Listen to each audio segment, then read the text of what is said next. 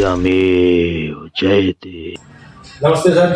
नमस्ते जयन जी, कैसे हैं आप? अच्छे से। आज आप ट्रस्ट के कार्यालय आए हैं और बहुत समय से आप चाहते थे कि आप अपने मन की कुछ बातें ट्रस्ट के साथ साझा करना चाहते थे और समाज को भी कुछ ऐसी बातें बताना चाहते थे जिसके बारे में शायद समाज जानता भी है और नहीं भी जानता है। इसलिए आज हम आपके सामने श्री सुगर सिंह जी, जो ब्रह्मानंद इंटर कॉलेज में लंबे समय से शिक्षा दे रहे हैं, उनके साथ एक साक्षात्कार कर रहे हैं। आशा है आप लोगों को इस इंटरव्यू से बहुत कुछ जानने को मिलेगा, कुछ ऐसी चीज़ें जानने को मिलेगी जिसके बारे में आपको जागरूक होना ज़रूरी है। तो आपका स्वागत है इस कार्यालय में सर, और मैं चाहता हूं कि इंटरव्यू को क्रमबद्ध तरीके से हम लोग जारी रखें। तो मैं सबसे पहले चाहूँगा कि आप अपना एक विस्तृत परिचय जो है समाज को दें, और क्योंकि आप इतने लंबे समय से स्वामी जी के संस्थान में सेवा दे रहे हैं, तो आपको ठीक प्रकार से लोग जान सकें और नई पीढ़ी भी आपसे परिचित हो सके। और उसमें आप अपने बैकग्राउंड के बारे में, अपने माता पिता के बारे में, इसके बारे में ज़रूर बताएं। जी,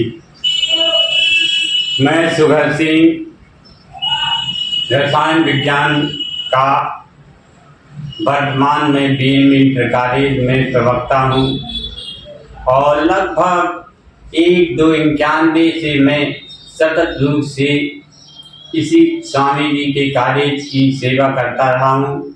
मूल रूप से मैं औता गांव का निवासी हूँ।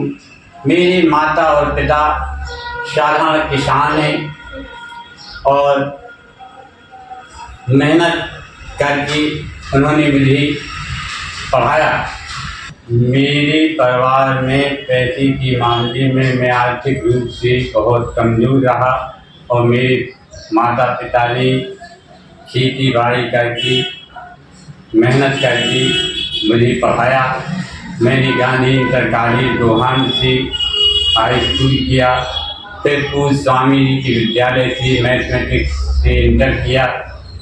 फिर मेरे माता पिता ने मुझे अपने संस्कारों से प्रेरित करके सागर विश्वविद्यालय भेजा, जहाँ पर मैंने वहाँ से ग्रेजुएशन किया, और वहीं proper UTD university teaching department से रसायन विज्ञान में एमएससी किया। एमएससी के बाद मुझे सौभाग्य प्राप्त हुआ कि स्वामी ब्रह्मानंद कॉलेज में मैं रसायन विज्ञान का प्रवक्ता बना। 1991 को मेरी नियुक्ति हुई, और सतत रूप से मैं अभी स्वामी जी के सपनों को साकार करने के लिए प्रयासरत रहता हूँ। और मेरे इस लंबे 36 साल के लंबे अनुभव में पता नहीं मेरे पढ़ाए हुए कितने हजारों टीचर, सैकड़ों डॉक्टर और हजारों में इंजीनियर इस साल से, इस कॉलेज से निकले, जिनको देखकर मुझे बड़ा गर्व होता है कि इस पूज्य स्वामी जी के विद्यालय ने समाज को शिक्षा के मामले में वो अतुलनीय धन दिया कि जिसकी कोई कल्पना नहीं की जा सकती। आप बिल्कुल सही कह रहे हैं सर। मैं ये बात इंटरव्यू में बताना चाहता हूँ कि आप मेरे गुरु भी हैं, और आपकी ही कक्षा में पढ़ करके हमने इंटर की परीक्षा पास की, और आज हम जो कुछ भी हैं गुरु के आशीर्वाद से भी ये मेरा सौभाग्य रहा है, जैसा आप बता रहे हैं। और आप मेरे गुरु भी हैं। ये मेरा सौभाग्य है कि आज मैं अपने गुरु के साथ बैठ करके ये चर्चा अगर कर पा रहा हूँ, तो इनमें इन्हीं का आशीर्वाद है, स्वामी जी का ही आशीर्वाद है, जिस कारण आज हम ये चर्चा करने योग्य हुए हैं। तो मैं अगला इसी इंटरव्यू के क्रम में आपसे ये जानना चाहता हूँ कि आपने सन 1991 के संदर्भ में बात की कि आपने उस समय विद्यालय को ज्वाइन किया, तो 1997 में मैंने हाई स्कूल पास किया था। उस समय का माहौल मैं भी जानता हूँ, बहुत सुंदर, बहुत अनुशासित था। लेकिन आपने तो उससे पहले के टाइम में ज्वाइन किया है, तो मुझे लगता है कि वो एक आदर्श समय था जब समाज बीएनबी की तरफ एक बड़े गौरवान्वित होकर के देखता था कि जो है ऐसा विद्यालय क्षेत्र में कहीं नहीं है, दूर देश तक जो है इसकी चर्चा हुआ करती थी, इसके अनुशासन की। तो मैं जानना चाहता हूं कि वास्तव में जिस समय आपने विद्यालय को ज्वाइन किया, तो उस समय विद्यालय का परिवेश कैसा था, शिक्षक कैसे थे, उनका आचरण कैसा था, उनका अनुशासन कैसा था, पढ़ाने की शैली कैसी थी, बच्चों के मन में बीएनबी में एडमिशन लेने की क्या रुचि थी, और जो माता पिता हैं, उनके अभिभावक हैं, वो बीएनबी के बारे में क्या सोचते थे, स्वामी जी के शिक्षण संस्थान के बारे में क्या सोचते थे, इसके बारे में थोड़ा सा बताएं। जिस समय में 1991 में रसायन विज्ञान प्रवक्ता के पद पर नियुक्त हुआ, उस समय बीएनबी इंटर कॉलेज का बहुत ही अच्छा माहौल था। और उस समय जो लेक्चरार थे, केमिस्ट्री के 4 लेक्चरार हुआ करते थे, फिजिक्स के 3 लेक्चरार, बायो के 3 लेक्चरार, और बहुत ही विद्वान और गंभीर प्रवक्ता थे। और उस समय का जो माहौल था कि जो लेबोरेटरी थी, प्रयोगशालाएं थी, विधिवत चला करती थी, और अनुशासन भी बहुत अच्छा था। जब एडमिशन हुआ करता तो लाइन लगती थी छात्रों की, अभिभावकों की, कि हमारे बच्चे का छात्र बीएनबी इंटर कॉलेज में हो जाए। क्योंकि मैं इस विद्यालय का छात्र रहा हूँ और मैंने हाई स्कूल इंटर यहीं से पास किया है, बीएनबी इंटर कॉलेज से। तो सर मेरी बात से इत्तेफाक रखेंगे। और क्योंकि उस समय जो टीचिंग स्टाफ था वो बहुत संयमित था, बहुत अनुशासित था, और हमें लगता है जो बच्चे पढ़ते थे उनके प्रति उनकी बड़ी संवेदना थी। और उस समय मुझे याद है कल्याण सिंह जी ने शिक्षा की कोई मतलब इस प्रकार से कुछ पॉलिसीज थी, वो मुख्यमंत्री रहे उस समय। तो मुझे ऐसा हल्का याद है, पूरा डेट तो नहीं मालूम। तो बहुत सख्त जो है नियम थे शिक्षा के मामले में, और नकल नहीं हुआ करती थी। और परीक्षा का जो रिजल्ट था वो हमारे क्षेत्र में देखा करते थे लोग कि बीएनबी का जो है कौन कौन लोग जो है फर्स्ट क्लास है, क्योंकि बहुत फर्स्ट क्लास ज़्यादा नहीं आया करते थे, तो लोग बड़ा आदर करते थे। और जो बच्चे भी बीएनबी इंटर कॉलेज में निकलते थे उनका बड़ा सम्मान होता था। टाउन हॉल में उनको बुलाया जाता था, रात में उनका सम्मान किया जाता था। और हमें भी उस टाउन हॉल में जाने का सौभाग्य मिला। तो ये सब गुरु जी का आशीर्वाद रहा। तो आपने बिल्कुल सही कहा कि उस समय का माहौल एक विशेष माहौल था जिसकी चर्चा पूरे क्षेत्र में आज भी है, लोग उस समय को याद करते हैं। इस चर्चा में आया कि पहले विद्यालय का वातावरण बहुत अच्छा था, वंदनीय वातावरण रहा, एक संत का विद्यालय है, और आप इतने लंबे समय से सेवाएं दे रहे हैं, तो आपने हर पहलू को देखा हुआ है। और आज आप बताते हैं कि विद्यालय का वातावरण बिल्कुल भी वैसा नहीं है जैसा होना चाहिए, और पहले जैसा था उससे और बेहतर होना चाहिए, बल्कि अब विद्यालय का स्तर काफी निम्न स्तर पर है और चिंताजनक बहुत बातें हैं। वातावरण जिस प्रकार का है, स्थिति जिस प्रकार, तो आप बताएंगे कि किस प्रकार की कमियां आप देख रहे हैं और किस प्रकार का आज वातावरण है जिस कारण आप इसको चिंताजनक बता रहे हैं, क्या मूलभूत कमियां हो रही हैं, ये कृपया हमें विस्तार से बताएं। परम पूज्य विरक्त संत स्वामी स्वामी ब्रह्मानंद की शिक्षा संस्थान में जो विद्यालय की में जो बिल्डिंग है उसका कोई रख रखाव नहीं है, बहुत जर्जर स्थिति में पहुंच गई है। 15 वर्षों से मुझे लगभग ध्यान है कि इसकी कहीं कभी पुताई भी नहीं की जाती है, गंदगी भरी हुई है। किसी अंदर ग्राउंड में जाओ, किसी भी कमरे में जाओ तो तुम्हें गंदगी नज़र आएगी। कोई भी बाहर का सम्मानी व्यक्ति अगर आता है तो भी गंदगी देख सकता है और स्थिति बहुत गंभीर है। शिक्षक भी अनुशासनहीनता करते हैं। कुछ शिक्षक तो ऐसे हैं कि जिन्हें बच्चों के पढ़ाने में कोई रुचि नहीं है, केवल वो राजनीति करते हैं और मैनेजमेंट की भी बहुत चहेते हैं, उन्हीं के अनुसार ही वो कार्य करते हैं। और भी विद्यार्थियों को जब शिक्षक नहीं पढ़ाते हैं तो विद्यार्थी भी शिक्षकों का सम्मान नहीं करते और विद्यार्थी जो विद्यार्थी हैं वो अनुशासनहीन हो जाते हैं। ऐसा होता है कि जैसा गुरु होगा वैसा ही शिष्य बनेगा जी। और जो विद्यालय में ढेर सारे कर्मचारी हैं उनमें आपस में गुटबाजी है, क्योंकि ये गुटबाजी इसलिए है कि उनके साथ भेदभाव किया जाता है। यदि कोई कर्मचारी मान लीजिए चपरासी से बाबू बनना चाहता है तो सीनियर को ना बना करके जो बिल्कुल जूनियर उसको बना दिया जाता है, तो चपरासी भी बेचारे हाई कोर्ट के चक्कर लगा रहे हैं। क्योंकि इस संस्था के जो प्रबंधक हैं श्री उमाकांत जी, उनका राजनीति में एक रसूख है और वो दमंगई के बल पर शिक्षकों कर्मचारियों को डरवाते हैं, जिससे शिक्षक कर्मचारी भयभीत भी रहते हैं।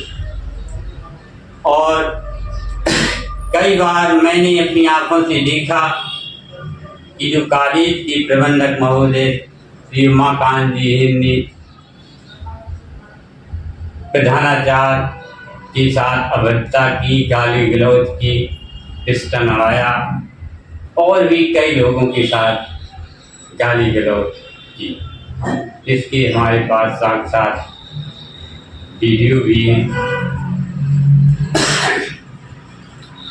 और इंटर कॉलेज के सामने जो लोधी छात्रावास है उसकी ये स्थिति है कि एक जमाना था जिसमें हजारों छात्र हॉस्टल में रहा करते थे।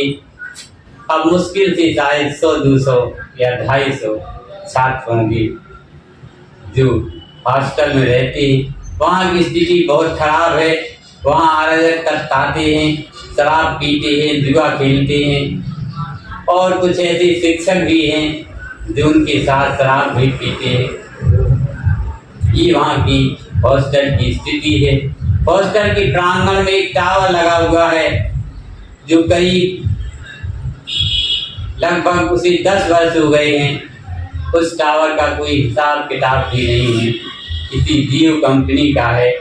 क्योंकि उस समय मुझे पता चला कि जब मैं 30 सितंबर 2021 को बीएम इंटर कॉलेज का प्रधानाचार्य बना तो मैंने उस समय देखा और टावर वाले कर्मचारियों से मिला। मैंने उनकी सभी डॉक्यूमेंट लिए पता किया, तब मुझे जानकारी हुई।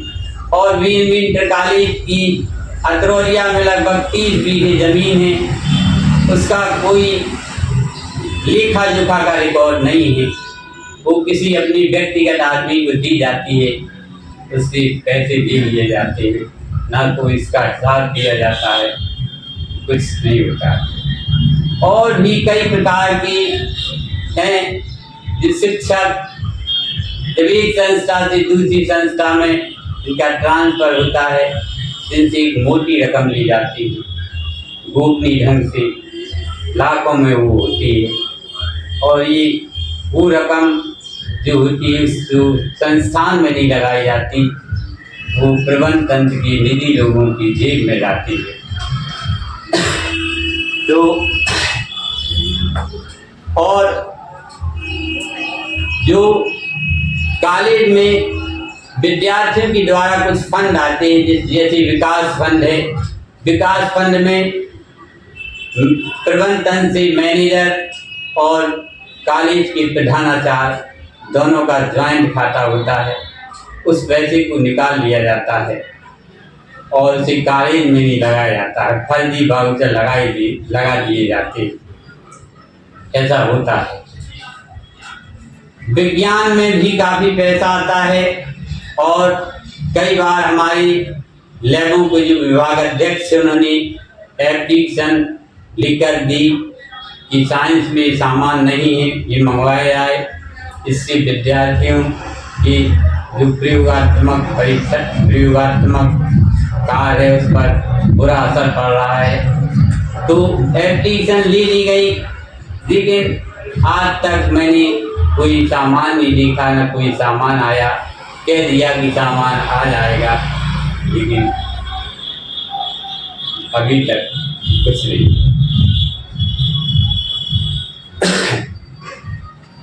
और हमारे विद्यालय की प्रबंधक श्री उमाकांत जी द्वारा नियमों का अपमान, न्यायालय का अपमान, भ्रष्टाचार करना, ये उनकी नीयत बन चुकी। आप जो ये बहुत सारे आपने बातें कही, उनके प्रमाण भी आप बता रहे हैं आपके पास हैं, तो जो लेखा जोखा है वो तो प्रबंध समिति, रजिस्टर्ड समिति है, विद्यालय है, इसकी गवर्निंग बॉडी है, DIO साहब हैं, वो भी जिले से इस पर देख रेख करते होंगे, दिशा निर्देश देते होंगे। तो और प्रबंध समिति अपने आप में है, बहुत सारे संभ्रांत या जीवन सदस्य हैं। तो क्या इन लोगों ने कभी कोई प्रतिक्रिया नहीं दी? क्या इनका कोई हस्तक्षेप नहीं, ये गलत कामों के प्रति उन्होंने कोई शिकायत नहीं की, शिक्षकों ने कोई शिकायत नहीं की, और क्या इस पर कोई कार्रवाई नहीं हुई? इस पर थोड़ा सा जानकारी है। प्रबंधन की कई बार शिकायत की, जब मैं भी प्रधानाचार्य था तो लिखित में शिकायत की गई। अभी भी कई बार RTI के माध्यम से जो पूर्व सदस्य थे, आजीवन सदस्य थे, उन्होंने शिकायत की। जैसे एक संचय का फंड होता है, उसको निकाला नहीं जा सकता, वो छात्र संस्था से जब निकलता है तो उसमें ब्याज की पैसा उसे दिया जाता है। लेकिन ये घोर भ्रष्टाचारी है कि मैं जब प्रिंसिपल था 24 मार्च 2021 तक प्रिंसिपल रहा। इसके बाद 25 मार्च 2021 को मुझे प्रबंधक और प्रबंध तंत्र के द्वारा सस्पेंड कर दिया गया। इसके बाद मुझसे लगभग 10 साल जूनियर प्रवक्ता नरेश चंदार को प्रधानाचार्य की सीट पर बिठाया गया।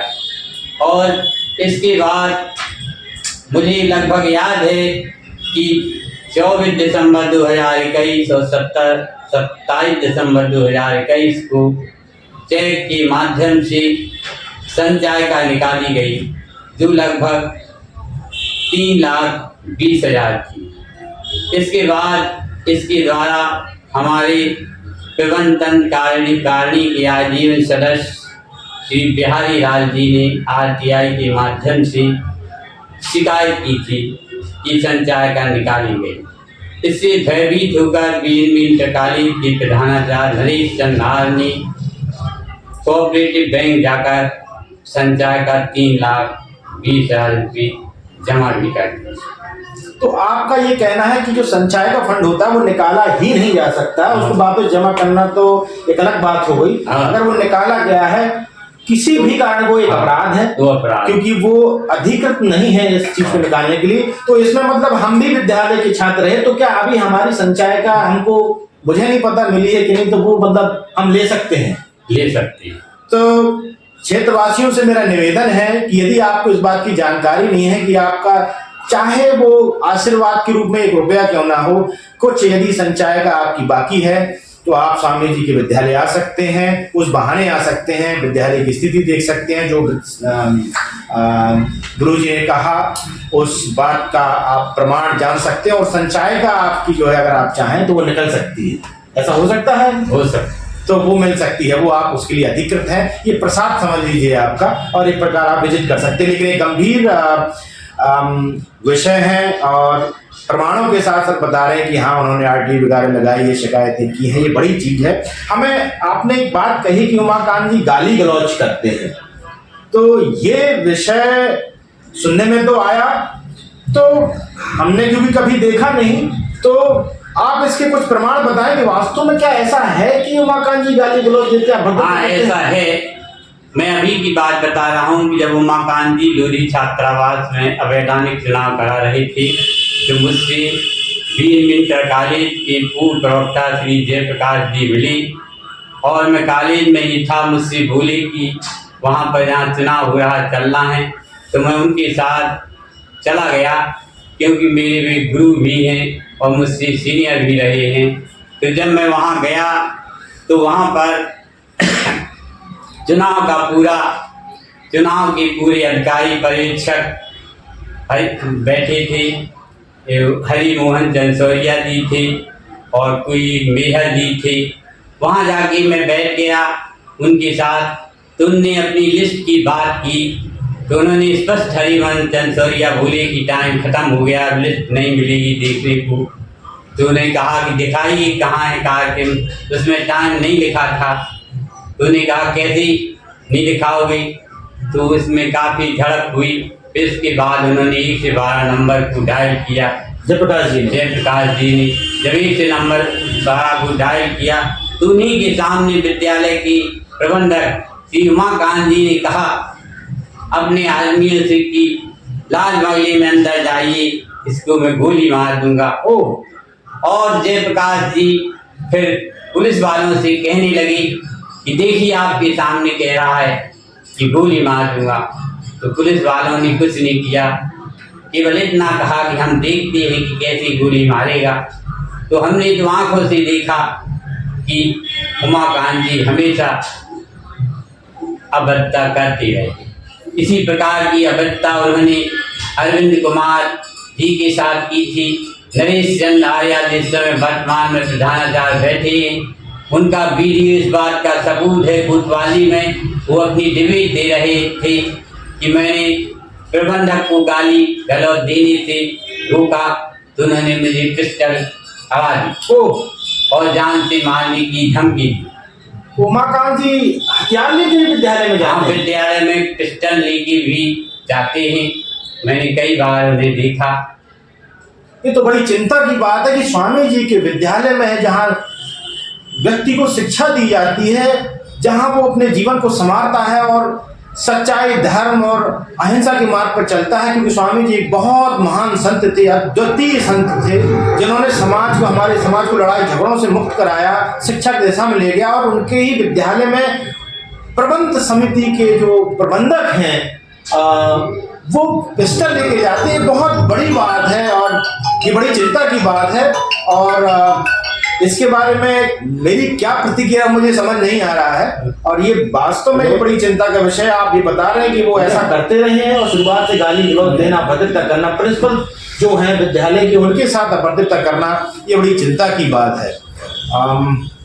तो आपने जो ये जो बात कही कि उमाकांत जी इस प्रकार की अभद्रता करते हैं, गाली गलौज करते हैं, तो क्या आपके साथ भी कभी ये घटना हुई है? क्या आपके साथ भी कोई ऐसी गलत काम हुए हैं? क्योंकि आप जब इतने समय से काम कर रहे हैं और ये कि आपकी बड़ी ईमानदार छवि है, शिक्षकों में आप बहुत विशेष स्थान रखते हैं, आदरणीय हैं और आपकी छवि बहुत स्पष्ट है। आप स्वामी जी के आदर्शों पर चलते हैं, अपने कर्तव्य का निर्वहन आपने किया। आज भी हम देखते हैं कि आपके स्वभाव में बड़ी निर्मलता है, बड़ी शांति है। और तो इतने लंबे समय में क्या आपके साथ भी कुछ ऐसी घटनाएं हुई? जरा उसको आप बताएं, स्पष्ट रूप से समाज जान सके इस बात को। मेरे साथ भी प्रबंधक महोदय श्री उमाकांत जी ने मुझे मानसिक रूप से बहुत परेशान किया। एक बार मुझे जब अरविंद कुमार जी के प्रधानाचार्य थे, तो मैं जिले के सबसे बड़े इंटर कॉलेज में केमिस्ट्री का केवल अकेला प्रवक्ता था। तो इन्होंने मेरे प्रति एक षड्यंत्र रचा और कुछ अध्यापकों को लिया उसी षड्यंत्र में, और DIS को एक लेटर लिखकर ये लिख दिया कि हाँ अध्यापकों की अधिकता है और इनको वहाँ पर कैंथी में अटैच किया जाए। दीनदयाल उपाध्याय विद्यालय है सरकारी कैंथी में। तो DIS ने मेरे नाम लेटर लिखा और बायोलॉजी प्रवक्ता संजय कुमार राजपूत और भी कई लोग थे, वर्मा जी थे, कुछ चपरासी थे, तो उन्होंने अटैचमेंट वहाँ कर दिया। इसके बाद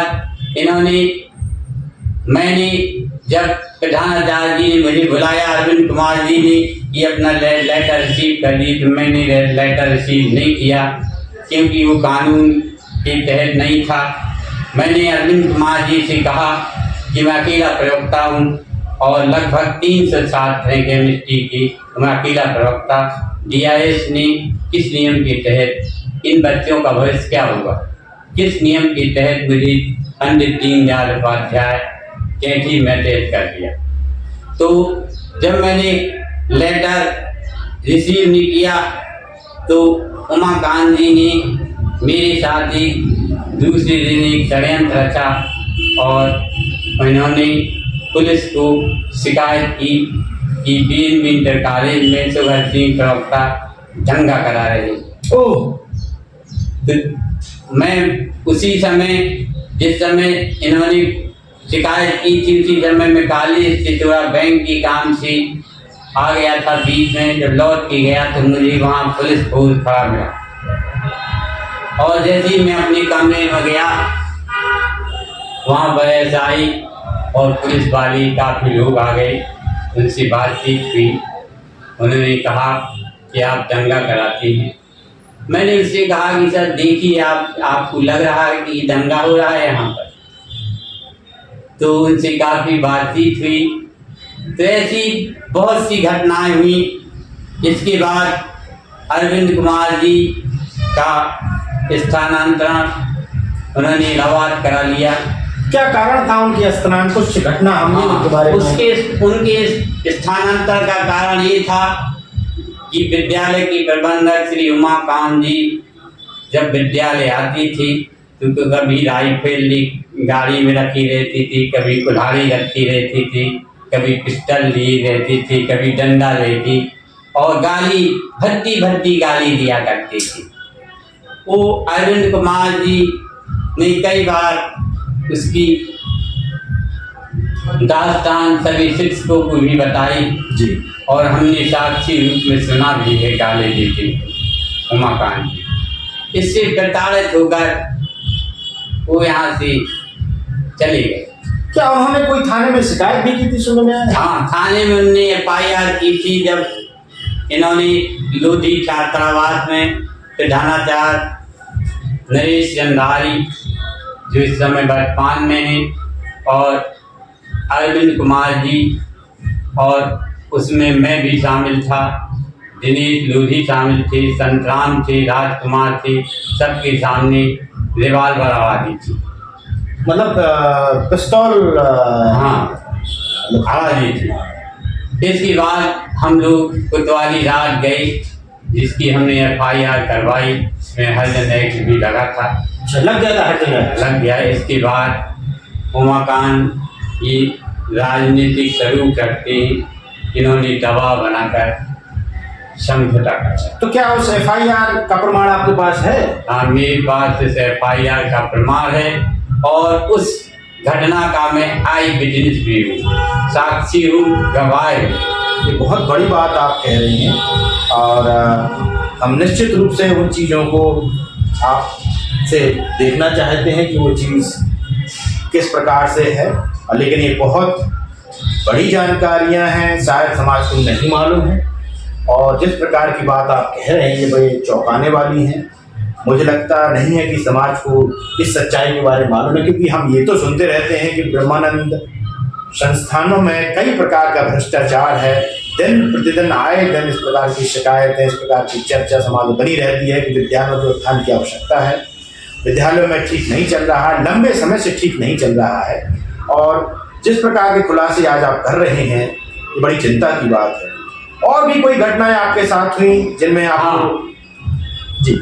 जब मैं BNB इंटर कॉलेज में प्रधानाचार्य की कुर्सी पर बैठा तो बैठते ही कुछ दिनों बाद उमाकांत ने मेरे खिलाफ षड्यंत्र रचना शुरू कर दिया। सितंबर 2021 में, अक्टूबर 2021 में जब मैं कॉलेज में प्रधानाचार्य था तो इन्होंने मेरे ऊपर और हॉस्टल वार्डन मैंने चेंज करके दिनेश कुमार लोधी प्रवक्ता जीव विज्ञान को बनाया था क्योंकि उस समय हॉस्टल में कोई वैधानिक वार्डन नहीं था, एक दूसरी वार्डन थी। वो क्या करती थी कि अपनी सभी गाय भैंसे ले जाकर के हॉस्टल में बंद कर देती थी और फिर शाम को ले आती थी। इसका हमने विरोध किया, ताला डलवाया और दिलीप लोधी को हॉस्टल वार्डन मैंने बनाया।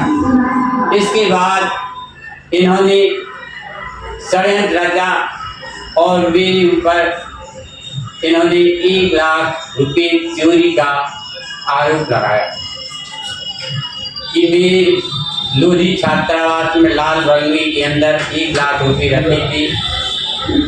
सुभर सिंह प्रधानाचार्य और हॉस्टल वार्डन दिनेश लोधी उन लोगों को ले गए। इसके बाद ये थाने में आए, मुझे कोतवाल साहब ने बुलाया तो मैं वहाँ गया कोतवाली में और दिनेश को भी साथ में ले गया। तो इन्होंने रिपोर्ट लगाने की कोशिश की, रिपोर्ट लिखवाने की बहुत कोशिश की, लेकिन उसमें सच्चाई नहीं थी। उन्होंने रिपोर्ट लिखने से मना कर दिया। तो फिर इन्होंने उसको मुख्यमंत्री पोर्टल पर डाल दिया। इसके बाद वो जांच बैठ गई और DIS ने एक समिति बनाई जिसमें 2 राजकीय इंटर कॉलेज के प्रधानाचार्य आए और उन्होंने यहाँ जांच की और देखा कि ये तो षड्यंत्र रचा जा रहा है और उन्होंने अपनी रिपोर्ट में मुझे क्लीन चिट दी।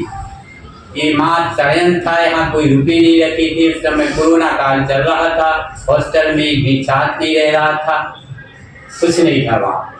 ये बड़ी बात आप कह रहे हैं कि इस प्रकार के षड्यंत्र जो है उमाकांत जी ने किए हैं।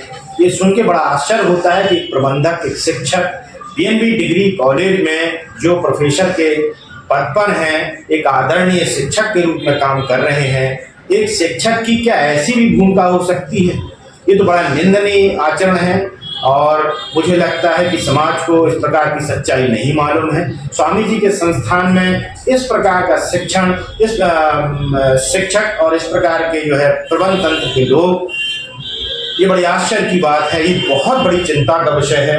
और भी कुछ ऐसा है जो आप बताना चाहते हैं? हाँ, इसके बाद प्रबंधक श्री उमाकांत जी ने 28 फरवरी 2022 को DIS की मिलीभगत से एक अवैधानिक चुनाव करवाया।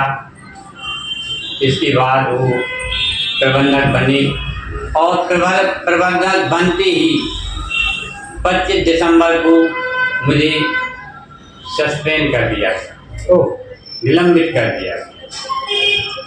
इसके बाद फिर जून में DIS ने 3 महीने जब हो जाते तो अपने आप DIS ने मुझे डिसअप्रूव किया, मतलब वापस किया, बहाल कर दिया। हाँ, बहाल कर दिया। फिर इसके बाद जब बहाल किया तो फिर इन्होंने मुझे 15-20 दिन बाद दोबारा सस्पेंड किया।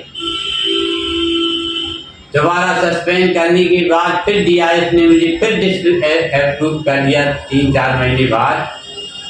फिर मैं विद्यालय में आ गया।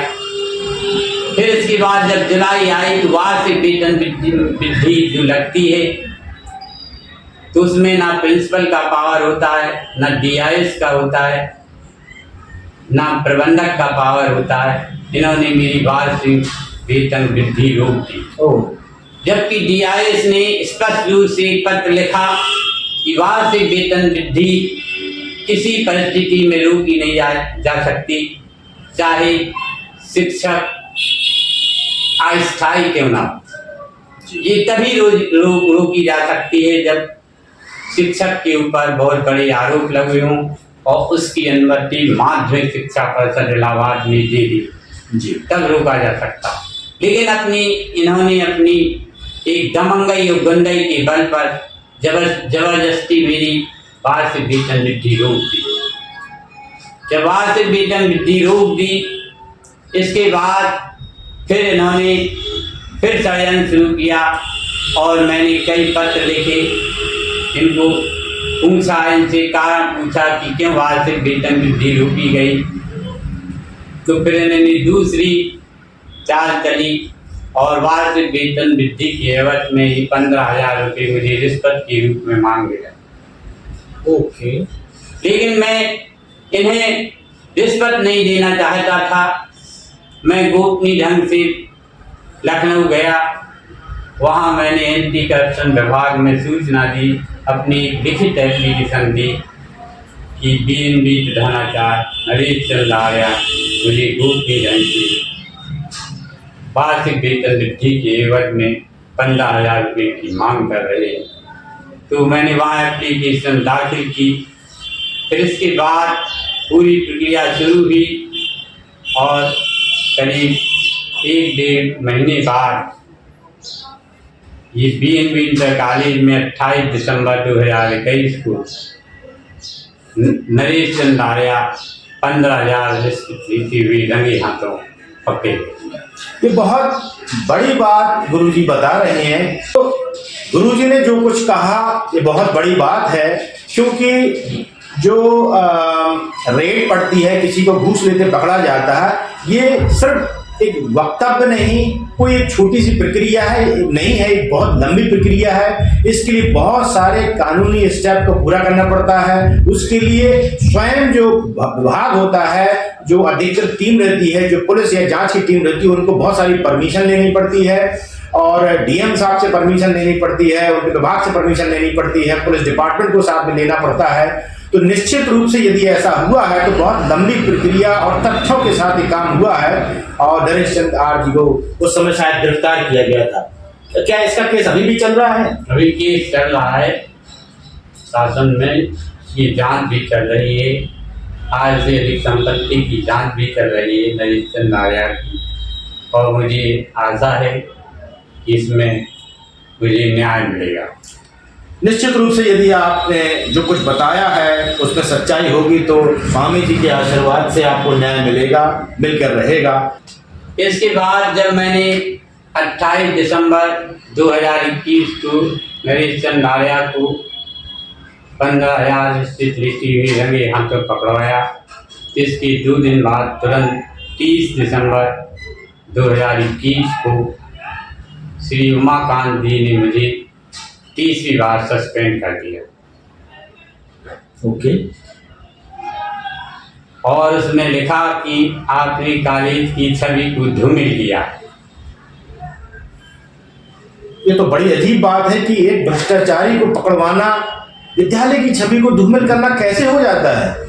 इसमें जिस व्यक्ति को पुरस्कृत किया जाना चाहिए, एक शिक्षक ने इतना बड़ा साहस का कार्य किया कि जो शिक्षा वो विद्यार्थी को देते हैं उसी पर उन्होंने आचरण किया और एक भ्रष्टाचारी को पकड़वाया।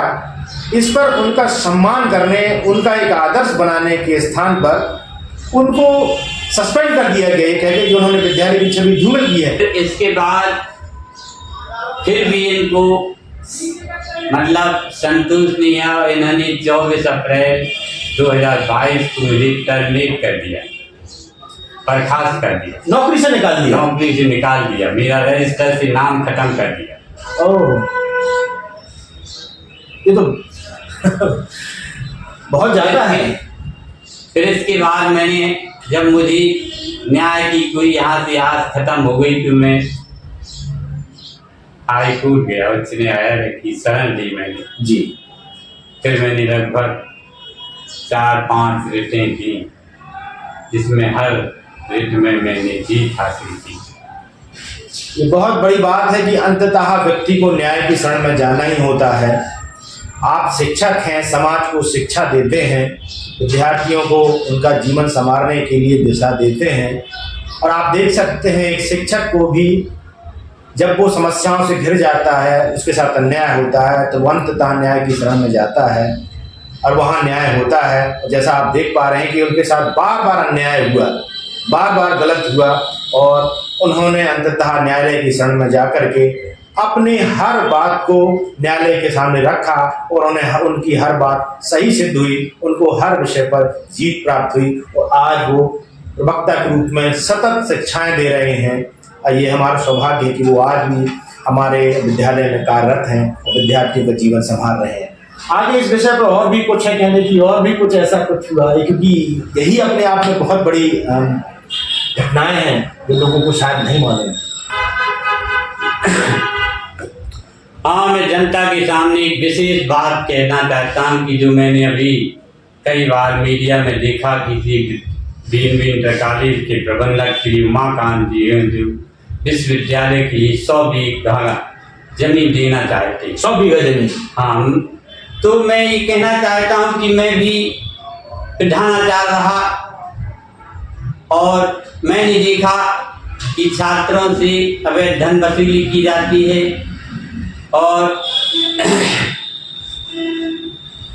कुछ कृषि से भी कृषि का भी लेखा जोखा नहीं है और ये 100 बीघा जमीन जो दिखाई जाती है और आय व्यय में श्री उमाकांत जी 10,000 रुपये दिखा रहे हैं सालाना और उसमें कुछ शेष पैसे भी बचे दिखाई दे रहे हैं। तो मैं ये कहना चाहता हूँ कि आखिर 100 बीघा का आय व्यय एक साल का 10,000 हो सकता है। यहाँ ये प्रश्न उठता है कि क्या ये 100 बीघा जमीन प्रबंधक महोदय की व्यक्तिगत है? मैं जनता से पूछना चाहता हूँ कि वो इस पर अपने विचार। मैं इस बात को इस प्रकार से रख सकता हूं कि गुरुजी शायद इस बात की ओर इशारा कर रहे हैं कि प्रबंधक श्री उमाकांत जी अक्सर मीडिया में इस प्रकार की बातें करते हैं कि स्वामी जी के विश्वविद्यालय के लिए वो जितनी आवश्यक भूमि है उतना देना चाहते हैं और उन्होंने 100 बीघा जमीन देने की घोषणा मुझे लगता है एक से ज्यादा बार की है जिसके प्रमाण उपलब्ध है। तो गुरुजी ये कहना चाहते हैं कि विद्यालय को कई प्रकार से आय होती है। अगर ये 100 बीघा जमीन विद्यालय की है तो उससे आय होती होगी क्योंकि कृषि भूमि है। विद्यालय में जो टावर की बात आपने कही उससे भी आय होती होगी। आपने कहा कि विद्यालय में बच्चों से कुछ अवैध धन वसूली होती उससे भी आय होती होगी और जहां तक हमें जानकारी है कि विद्यालय के समिति में मेंबर भी बनते होंगे उससे भी आय होती होगी। तो आप यदि ये देखें कि विद्यालय में 10,000 रुपए से कहीं अधिक की आय सालाना होती होगी ही।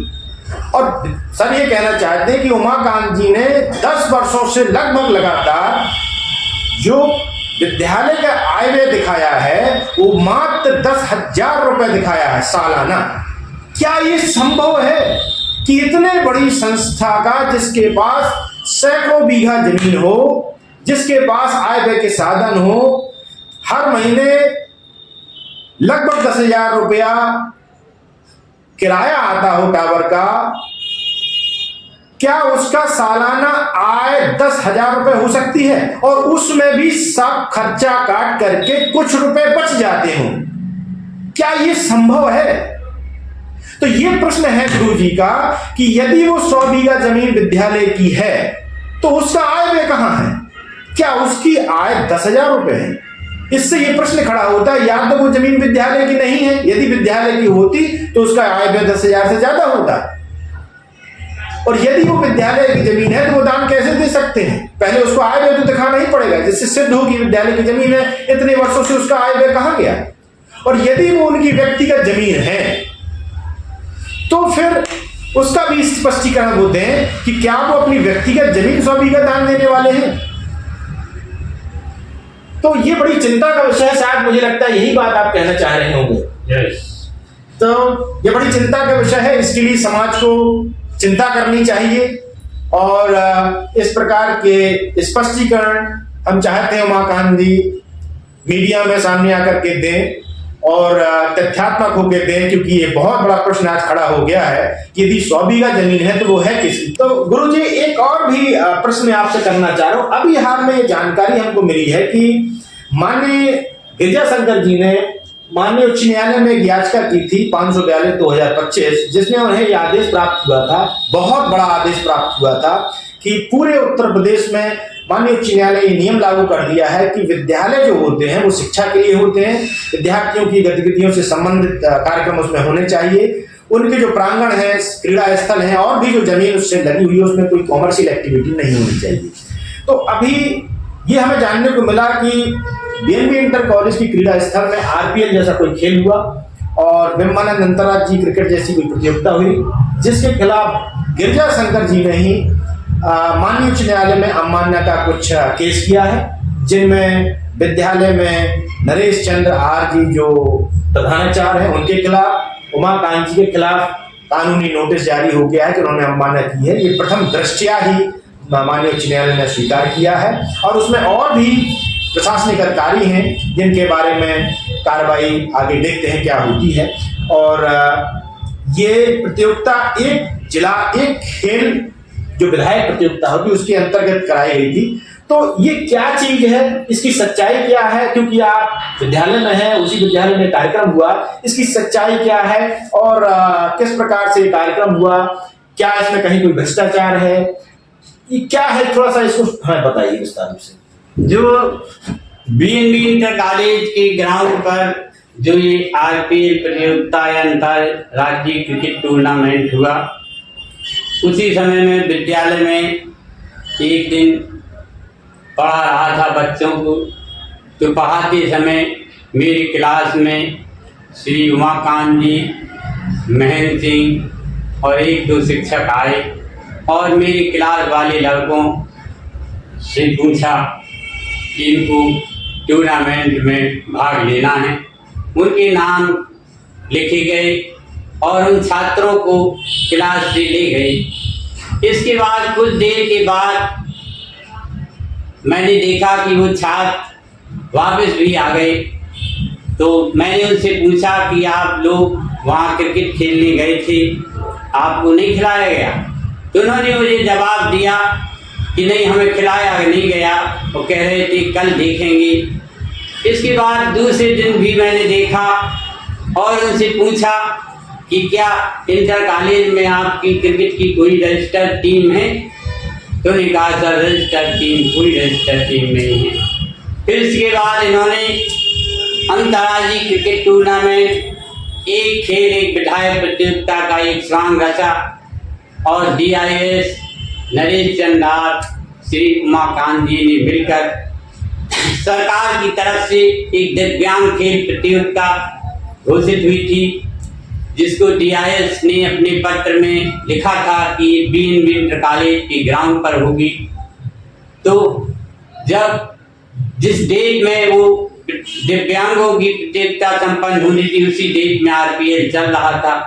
तो प्रबंधक, प्रधानाचार्य और DIS ने मिलकर मिली भगत से गोपनीय ढंग से उसको मिनी स्टेडियम में संपन्न करा दिया, जो कि एक बहुत बड़ा भ्रष्टाचार था। क्योंकि इसके कुछ महीने पहले ही माननीय श्री गिरजा शंकर जी एक समाज सेवी वृद्ध हैं जिनकी उम्र लगभग 80 साल है। वे एक जनहित याचिका का एक हाईकोर्ट से बहुत बड़ा आदेश ले आए थे, जिन्हें हाईकोर्ट ने स्पष्ट निर्देश दिया था कि किसी भी शैक्षणिक संस्था की क्रिकेट या अन्य उससे जुड़ी भूमों पर कोई भी व्यापारिक गतिविधियाँ नहीं की जा सकती, इस पर रोक लगा दी थी। लेकिन फिर भी इन्होंने उनकी हाई कोर्ट की आंखों में धूल झोंक कर उनके आदेश की अवमानना की और यहाँ पर इंटर कॉलेज के छोटे बच्चों की फर्जी टीम दिखाकर और एक खेल एक प्रतियोगिता या विधायक प्रतियोगिता, जबकि मुख्यमंत्री माननीय मुख्यमंत्री के द्वारा एक खेल एक प्रतियोगिता जो लॉन्च की गई है उसमें जिले बाहर है और हमीरपुर जिले के लिए जो एक खेल एक विधायक प्रतियोगिता है वो क्रिकेट नहीं है बल्कि खो खो है।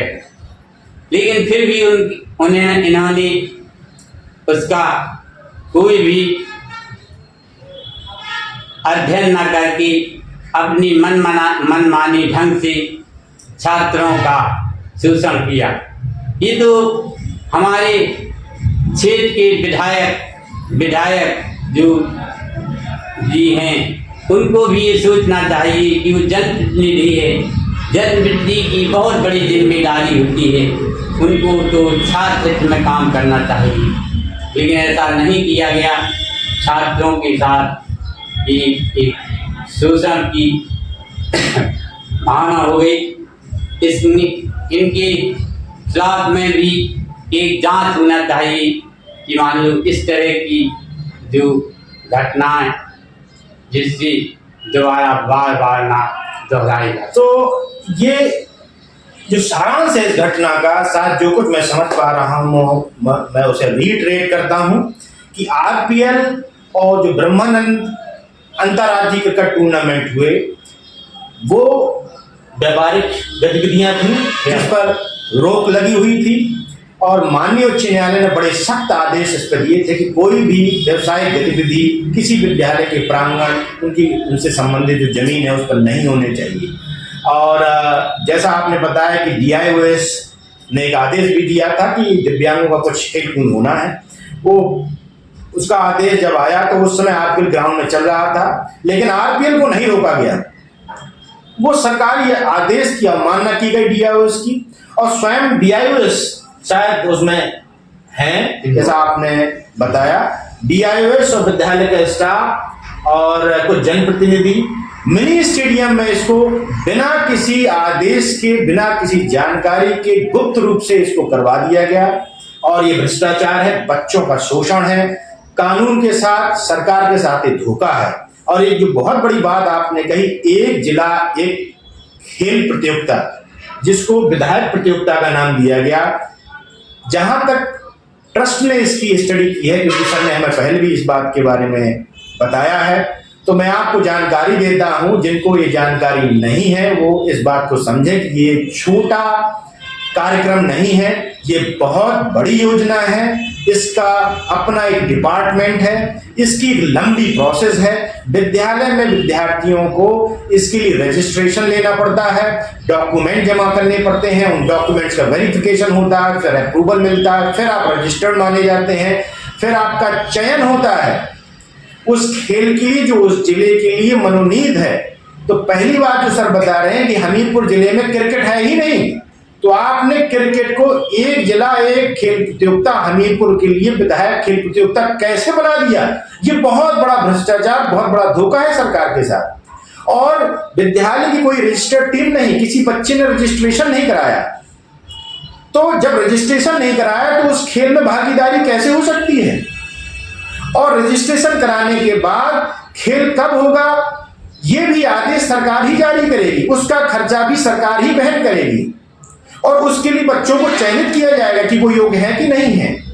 तब वो प्रतियोगिता होगी और बाकायदा उसका पब्लिकेशन होगा, उसकी जानकारी, उसके आदेश, उसके डॉक्यूमेंट्री बनेगी। अब मुझे लगता है इसकी कोई डॉक्यूमेंट्री नहीं है, कोई जानकारी नहीं है। तो ये जो विधायक खेल प्रतियोगिता बना दी गई, ये एक प्रकार से बहुत बड़ा सरकार के साथ धोखा है, क्योंकि हमारे साथ विद्यालय के शिक्षक ही हैं जिनको ये सारी जानकारी है, क्योंकि विद्यालय में परिपत्र आया ही है सरकार के कानून की तरफ से, न्यायालय की तरफ से और सरकार की तरफ से, कि विद्यालय में कोई व्यवसायिक गतिविधि नहीं होनी चाहिए। और जो भ्रष्टाचार आप उजागर कर रहे हैं, ये रियली बहुत बड़ी चिंता का विषय है, और ये सर मांग कर रहे हैं कि इसकी जांच होनी चाहिए। और मुझे लगता है आप कुछ पहल भी इस पर कर रहे हैं, और ये बड़ी चिंता का विषय है कि DIO साहब जो जिले के संपूर्ण विद्यालयों का जो है देखरेख करते हैं, दिशा निर्देश देते हैं, वो इस भ्रष्टाचार में क्या शामिल है। और हमारी विधायक जी जो जनप्रतिनिधि है, क्या वो बच्चों के शोषण, क्या वो विद्यालय भ्रष्टाचार जैसा कोई काम उसको प्रोत्साहित कर सकती हैं? क्या उन्होंने इस भ्रष्टाचार में शामिल होने का कुकृत्य किया है? और जो प्रबंध समिति है हमारी, उमाकांत जी, नरेश चंदा जो प्रिंसिपल साहब हैं, जो विद्यालय के स्टाफ है, इतना शिक्षक स्टाफ और स्वामी जी जैसे संत की ये संस्था जो विद्यालय के विकास, समाज के विकास के लिए समर्पित है, जो ये माना जाता है कि इस विद्यालय के द्वारा समाज में एक शैक्षिक क्रांति आई है, उस विद्यालय में ये सब गतिविधियां हो रही हैं। ये बहुत बड़ी चिंता का विषय है। ये आज का इंटरव्यू बहुत लंबे समय से प्रतीक्षित था। गुरुजी हमसे कहते थे कि वो कुछ कहना चाह रहे हैं, क्योंकि हमें इस कार्यालय के उद्घाटन का, इसके विधिवत होने, व्यवस्था होने की इंतजार था। आज जब ट्रस्ट का कार्यालय खुल गया है तो हमने सोचा कि हाँ, आप जो कुछ भी कहना चाहते हैं वो आप खुले मन से प्रमाणों के साथ अपनी ही वाणी में समाज के बीच में रखें। तो आज जो ये साक्षात्कार मैंने सर के साथ किया है, इसमें बहुत से ऐसे खुलासे हुए होंगे शायद जो आपको जानकारी नहीं होगी, बहुत सारे लोगों ने आपको गलत जानकारियां दी होंगी। तो मुझे लगता है जो कुछ भी बात आपने सर कही उसके प्रमाण आपके पास हैं। और मुझे जहाँ तक जानकारी है बहुत सारी पहल सर कर रहे हैं, बहुत सारी कानूनी पहल में आप सहयोग कर रहे हैं और आशा है कि इसमें क्या सच्चाई है, क्या कुछ भ्रष्टाचार हुआ है, जो लोग दोषी होंगे उनको सजा मिलनी चाहिए, इसकी ठीक से जांच होनी चाहिए। इसके लिए हम चाहते हैं सर अग्रणी बने रहें और विद्यालय में जो भ्रष्टाचार है उसको समापन किया जाए, उसमें स्वच्छता लाई जाए। और जो आपने बताया कि विद्यालय का ग्राफ नीचे जा रहा है उसको हम सब लोग थामें, उस ग्राफ को पुनः ऊपर की ओर ले जाएं। स्वामी जी का जिस प्रकार से संस्थान है, जो उसकी गरिमा है, उसको पुनर्स्थापित करें और शिक्षकों का वातावरण अच्छा हो, विद्यालय में जो बच्चे पढ़ते हैं उनको एक श्रेष्ठतम शिक्षा मिल सके, उनका अनुशासन अव्वल दर्जे का हो और जो स्थान स्वामी जी के संस्थान का हमेशा रहा है उससे कहीं और आगे आजकल की पीढ़ी ऐसा प्रयास करे कि उससे कहीं आगे जाकर के उस विद्यालय का नाम हो। आज के साक्षात्कार से आपको क्या कुछ सीखने को मिला, इस पर आपकी क्या प्रतिक्रिया है, इसके बारे में हमें आप जानकारी दे सकते हैं कमेंट के माध्यम से। और हम बहुत बहुत धन्यवाद करते हैं सर कि आप ट्रस्ट के इस प्लेटफॉर्म पर आए और आपने, क्योंकि हमारा ये ट्रस्ट स्वामी जी के कार्यों को, स्वामी जी के आदर्शों के अंतर्गत कार्य करता है और उनके संस्थानों के लिए समर्पित है, उनके विकास, उनकी देखरेख के लिए समर्पित है। जो कुछ हमसे बन पड़ सकता है वो हम करेंगे और कानूनी रूप से करेंगे, प्रमाणिक रूप से करेंगे। आपने जो सहयोग हमारा किया, जो जानकारी हमें दी, हम निश्चित रूप में इसमें क्या सहयोग कर सकते हैं, क्या बेहतर कर सकते हैं, हम अपनी टीम से चर्चा करेंगे। तो इसमें क्या कुछ हो सकता है अच्छा, वो करने का प्रयत्न करेंगे। आपने हमें जानकारी दी, समाज को जो इस चीज़ के बारे में जागरूक किया, इसके लिए हम आपका बहुत बहुत धन्यवाद करते हैं, बहुत बहुत आदर करते हैं, आभार व्यक्त करते हैं। बहुत बहुत धन्यवाद। स्वामी जी हमारे नमस्कार।